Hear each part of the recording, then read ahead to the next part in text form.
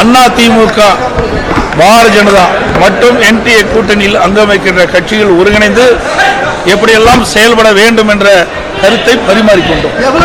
அடுத்த ஆண்டு நடைபெறுகின்ற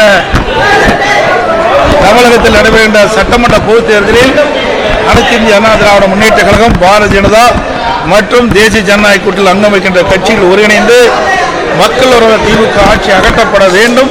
அதற்கான திட்டங்களை நாங்கள் இப்பொழுது ஆரம்ப கட்ட பேச்சுவார்த்தை நடத்திக்கின்றோம். இன்றைக்கு தமிழகம் முழுவதும் மக்கள் ஒரு கொந்தளிப்போடு இருக்கின்றார்கள். இந்த ஆட்சியை, திராவிட முன்னேற்ற கழக ஆட்சி அகற்றப்பட வேண்டும்.